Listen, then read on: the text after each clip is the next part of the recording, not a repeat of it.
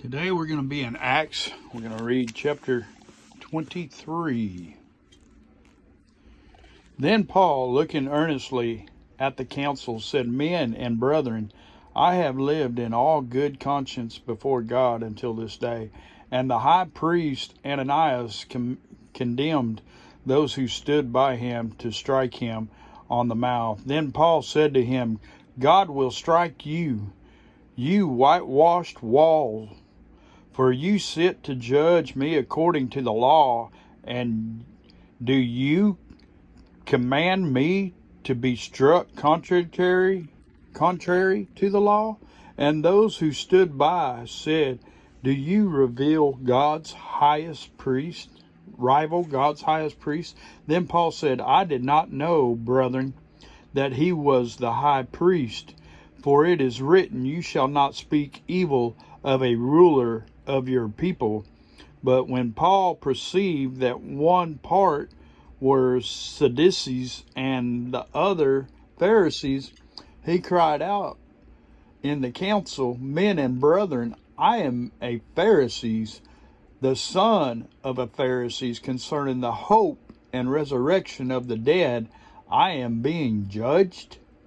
And when he had said this, the decision arose between the Pharisees and the Sadducees, and that the assembly was divided. For Sadducees say that there is no resurrection and no angel or spirit, but the Pharisees confess both. Then there arose a loud outcry, and the scribes of the Pharisees partly arose and protested, saying, We find no evil in this man. But if a spirit or an angel has spoken to him, let us not fight against God. Now, when there arose a great dissension, the commander, fearing lest Paul might be pulled to pieces by them, commanded the soldiers to go down and take him by force from among them and bring him into the barracks. But the following night the Lord stood by him and said, Be of good cheer, Paul, for as you have testified for me in Jerusalem, so you must also bear witness at Rome.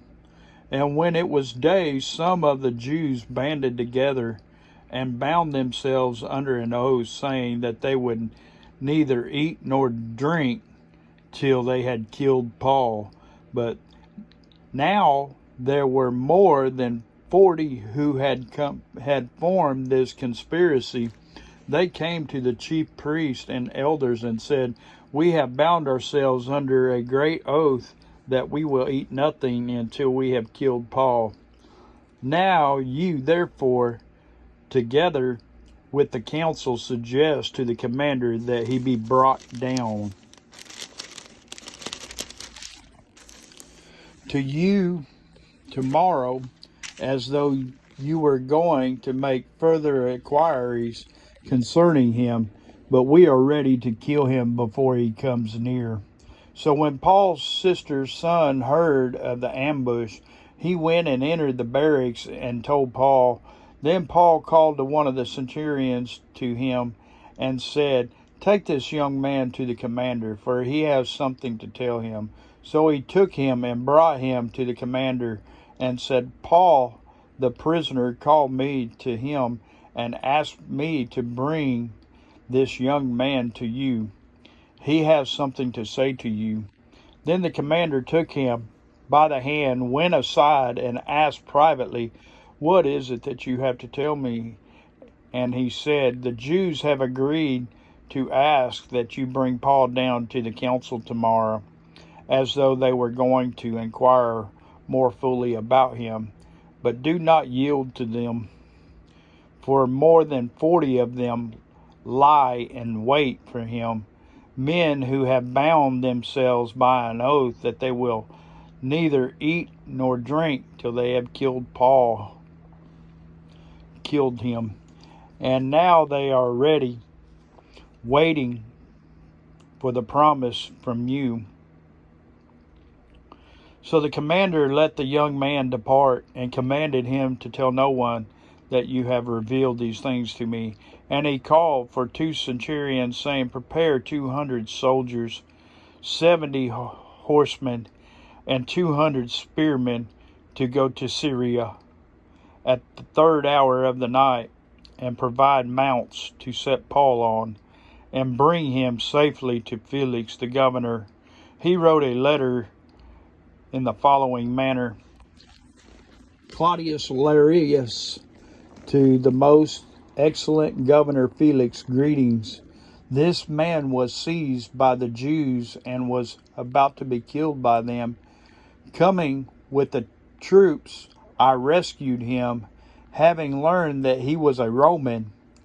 And when I wanted to know the reason they accused him, I brought him before their council and found out that he was accused concerning questions of their law, but had nothing charged against him deserving of death or chains.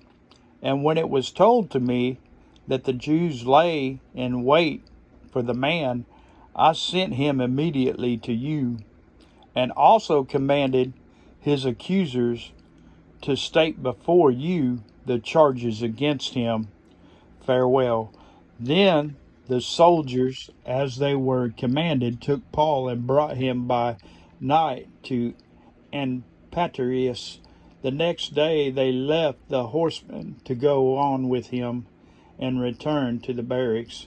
When they had came to Syrtis and had delivered the letter to the governor, they also presented Paul to him. And when the governor had read it, he asked what province he was from, and when he understood that he was from Sicily, he said, I will hear you, and your accusers also have come. And he commanded him to be kept in Herod's Petroleum.